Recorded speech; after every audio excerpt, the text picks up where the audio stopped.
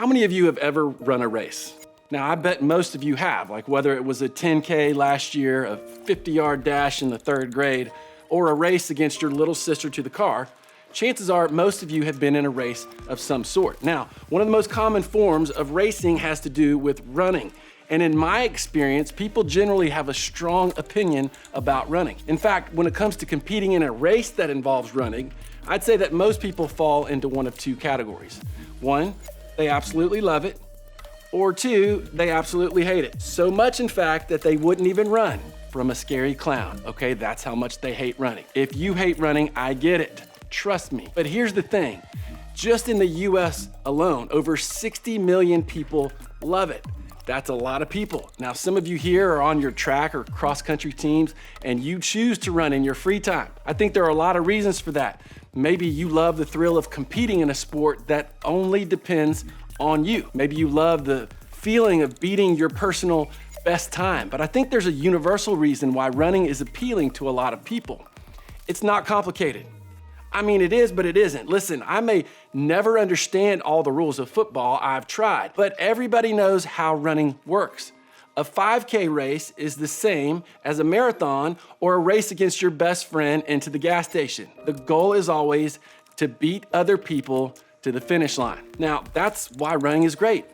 Winning isn't complicated, and all you have to do is finish first. And that's kind of nice because the rest of life doesn't really work that way. And here's what I mean. What if I asked you what it would take for you to be, let's say, winning with your parents? How would you answer that question? There's no easy answer because your parents and step-parents probably want a lot of things for you. There's probably more than just one goal. They want you to listen to them, do well in school, make wise choices, pick great friends, do your homework, make good grades, and put down your phone during dinner. Unlike a running race against other people where you're just racing to the finish line, there's no clear finish line when it comes to winning with your parents.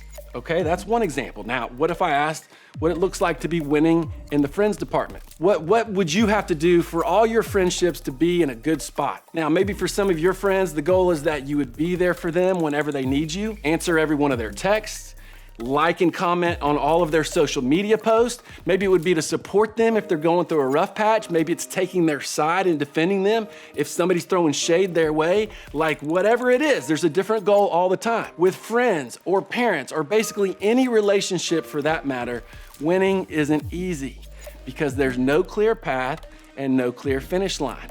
And nearly everybody wants something different from you. Now, here's one more.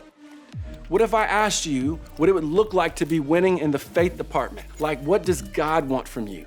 This is like the ultimate question, right? Like maybe for some of you, you think it's for you to do the right thing more than the wrong thing. Maybe it's for you to go to church more. Maybe it's for you to quit being angry as much. Maybe it's for you to become more patient, for you to stop looking at porn or smoking or drinking or whatever the bad thing is in your life. Maybe it's for you to volunteer or go on a mission trip or pray more or read the Bible more. In fact, some of you may be thinking, there are probably things that I don't even know about that I should be doing. Like when it comes to our relationship with God, it's easy to feel like winning is impossible. Like we're running, but there's no clear finish line. And maybe some of you have reached a point where all of this stuff just seems a little overwhelming. You come to church and you hear about all the stuff God expects of you and you're just exhausted. Just thinking about it makes you tired. In fact, maybe it's gotten to a point where you've thought about just, giving up. Or some of you, if we're honest, you have given up. For you, the chase is over. It's not that you stop believing, you just stop trying so hard. It's too much to try and chase down all the stuff that it takes to make God happy. Now, if you've ever felt this way, or if you're there right now, I want you to know that there's nothing wrong with you. I know I've been there before, and probably every leader in this room has as well. Anyone who has walked with God for a while has probably reached a point where they were tired of feeling like they didn't measure up to what God wants. And it seems so much easier in that moment to just give up the chase. See, the whole thing makes me ask myself, and maybe makes you ask yourself, is this really what God wants? To make faith so difficult that only elite athletes, elite Christians make it? To make chasing Him so exhausting that more than half of us want to give up? Or is it possible that we've misunderstood what it looks like to chase Him entirely? And that's what we're going to talk about for a few minutes today. To unpack this, today we're gonna look at a story from the book of Luke. And before we go forward, the book of Luke isn't actually a book. It's more like an investigative report put together by a doctor in ancient times who interviewed people who knew Jesus personally. So Luke, the doctor, wrote down his findings and it's included in the Bible.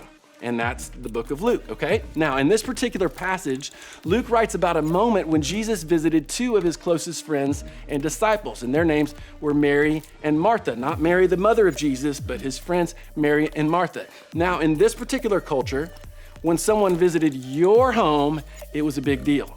Like, you know how your mom or your stepmom like goes crazy cleaning the house before your relatives visit? You take that idea and you amp it up several notches, because at this time in history, hospitality was king. Like, if anyone came to visit, you made sure they were comfortable, well-fed, had a great place to sleep. So you can imagine how much more important hospitality was if a VIP came to your house. And needless to say, Jesus was the VIP guest, okay? So this is a big deal. So for Jesus to come and visit Mary and Martha, that was a big deal. There was a lot to do to get ready for him. And it's not like Mary and Martha had a staff of caterers and cleaners and party planners to help them with the preparations. As far as we know, the responsibility for getting things ready, it was on the two of them. But as we'll see, two people can